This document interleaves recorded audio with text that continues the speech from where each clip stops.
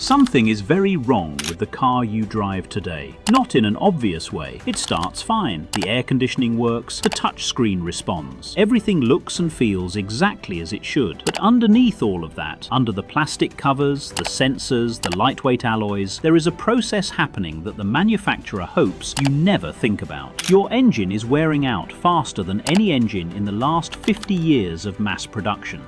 Not because of bad luck, not because of how you drive, but because of deliberate decisions made in boardrooms by accountants years before your car ever reached a showroom.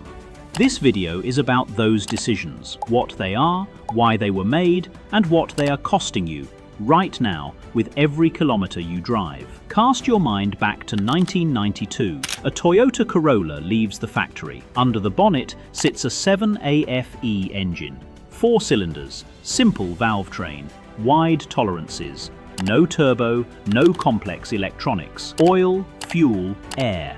That's it. That engine, with basic maintenance, will run for 400,000 kilometers without opening. Many of them are still running today, 30 years later. Now look at a modern 1.0-litre 3-cylinder turbocharged engine, the kind fitted to cars that cost 40 or 50 lakh rupees today. At 120,000 kilometers, owners are already reporting oil consumption issues. At 150,000, timing chain problems.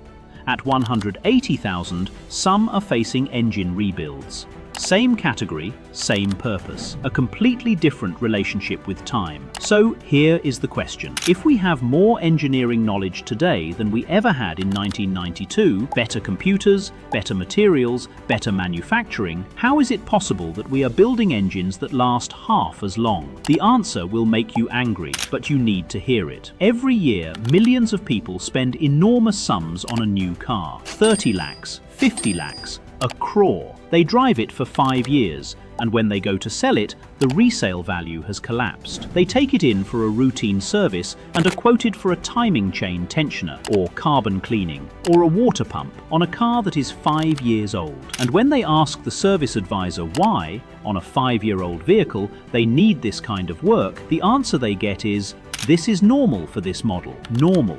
For a 5-year-old car. This is not normal. This is engineered, and we are going to prove it. To understand what went wrong, you first need to understand what went right. In the late 1980s and early 1990s, the computers that managed engine functions were primitive by today's standards. They couldn't adjust fuel delivery in milliseconds. They couldn't compensate instantly for temperature swings, or altitude changes, or slightly degraded oil. So engineers did the logical thing. They built margin into the metal itself. Cylinder walls were thicker than strictly necessary. Crankshaft bearings were sized to handle loads well beyond what normal driving would ever produce. Cooling passages were generous. Oil galleries were wide. This was pragmatism. Engineers knew the car would end up in the hands of someone who ignored warning lights, used the wrong oil, or skipped a service. The engine had to tolerate that person. The result was a generation of engines that almost couldn't be killed. There is a specific engineering principle behind this that almost nobody talks about, and it is one of the most important things you will learn from this video. It is called tolerance, the deliberate gap between moving parts. In the old engines, there was a carefully calculated space between the piston and the cylinder wall, between the crankshaft journal and its bearing, between the camshaft and its housing. Those gaps served 2 purposes. First, they allowed oil to form a continuous film between metal surfaces, a microscopic cushion that prevented direct contact. Second, they gave parts room to expand under heat without seizing. An engine built like this could run with oil that was 5,000 kilometers past its change date. It could overheat slightly and recover. It could idle for hours in summer traffic and ask for nothing more than coolant and patience. Modern engines run on much tighter tolerances. The gap between moving parts has been reduced to fractions of a millimeter because tighter tolerances mean less friction, and less friction means better fuel economy numbers, and better fuel economy numbers mean the car passes regulatory tests. Feed that engine oil that is even slightly degraded, wrong viscosity, a few thousand kilometers overdue. Metal touches metal. It's invisible and it's cumulative and it never stops. Think about someone in your family. A father, an uncle, a grandfather who drove the same car for 15 or 20 years. His maintenance routine was not complex. Check the water level. Check the oil on the dipstick. Top it up if it was low. Drive. No diagnostic appointments. No timing chain advisories at 80,000 kilometers. No dealership calls about carbon buildup in the intake. The car just ran, year after year, without drama. That was not luck. That was engineering philosophy, built into every component of the car from the day it was designed. That philosophy still exists. It is still possible to build an engine that way. The question is, why would you when there is a far more profitable alternative? Modern engines don't fail by accident. They fail because of three specific engineering choices that have been adopted to varying degrees across almost every mainstream manufacturer in the world. Each choice, taken alone, sounds reasonable. Together, they form a system that is almost perfectly designed to ensure your engine does not outlast your loan repayment period. Open the bonnet of almost any car built in the last 15 years and look carefully. The water pump impeller, the rotating part that pushes coolant through your engine, was once cast from iron or stamped from steel. Today, in a very large proportion of production engines, it is injection-molded plastic. The timing chain guides that keep your engine's timing accurate under load, plastic. Thermostat housings, certain intake manifold components, coolant pipes, even parts of the valve mechanism in some designs, plastic. The reason is not a mystery. Plastic is lighter than metal. Lighter components mean a lighter engine. A lighter engine means a lighter car. A lighter car means a better fuel economy figure. A better fuel economy figure means the model passes regulatory requirements and gets approved for sale in more markets. The problem is, what happens when plastic lives inside an engine? Every time your engine starts cold and warms to operating temperature, and every time it cools back down when you park, those plastic components go through a thermal cycle. They expand, they contract, they expand again. Over 3 years, 5 years, 10 years, that cycling causes fatigue. A plastic water pump impeller doesn't wear gradually the way a metal one does. It runs, and then one day, it cracks, or the blades shear off. And when that happens, coolant stops moving. And when coolant stops moving, your engine overheats within minutes. The old iron pump might have lasted the lifetime of the car. The plastic replacement creates a failure event you never budgeted for. Let me give you a number: 140 horsepower. In 1995, producing 140 horsepower required roughly a 2.0-litre naturally aspirated engine. That engine ran at moderate temperatures. Combustion pressures were manageable. Internal stresses were well within comfortable limits. The engine spent its working life operating below the ceiling of what it was designed to handle. Today, Ford produces a 1.0-litre 3-cylinder EcoBoost engine that also makes 140 horsepower, the same power output from 1 litre of displacement, 1/3 the size. To achieve this, the engine runs at extremely high boost pressures. Combustion temperatures are significantly elevated. Internal stresses on the pistons, the connecting rods, the bearings, the head gasket, are substantially higher than any equivalent engine of 20 years ago. The 2.0-litre naturally aspirated engine of 1995 was producing 140 horsepower while operating comfortably within its design envelope. The modern 1.0-litre turbo is producing 140 horsepower while operating near the edge of its mechanical limits, not occasionally, but every single time you accelerate. Add to this the turbocharger itself, a component spinning at up to 200,000 revolutions per minute, lubricated purely by engine oil, generating enormous heat. The turbo adds power. It also adds a failure point that the old naturally aspirated engine never had. Small engine, maximum load every day. The numbers work on a test sheet. The metal pays the price over time. This is the most invisible of the three, and in many ways, the most consequential. Piston rings are the circular circular seals that sit in grooves around each piston. Their job is simple but critical. Keep combustion pressure above the piston where it belongs, and keep engine oil below the piston, away from the combustion chamber.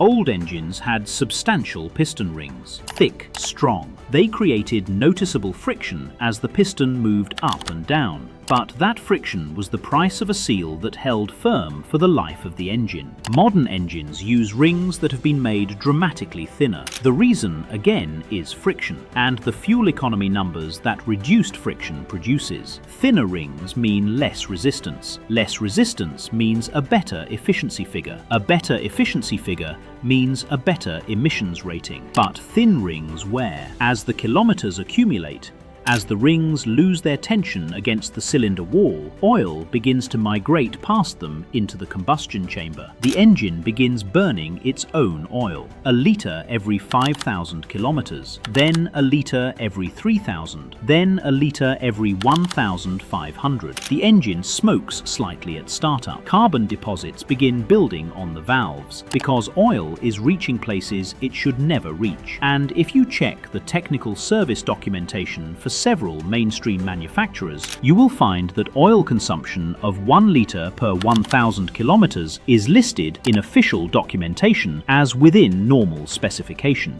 1 litre every 1,000 kilometers in an engine that is 4 years old, and the manufacturer considers this acceptable. The 1992 Corolla, with its original rings, still sealing cleanly at 350,000 kilometers. By this point, you are probably asking yourself something. Is this accidental? Are these engineering decisions simply the unintended consequences of chasing efficiency targets? Or is there something more deliberate happening? The honest answer is, it does not matter which one it is. But let's look at the economics, because the economics are very clear about who benefits. Consider what happens when an engine is genuinely reliable, when a car is bought and driven for 25 or 30 years without requiring significant mechanical intervention. The manufacturer sells that car once. One sale, one loan, one profit. Then the customer drives it for 3 decades and never returns. No extended warranty revenue, no oil consumption service visits, no timing chain replacements at 90,000 kilometers, no carbon cleaning at 100,000. The customer is gone and they are satisfied.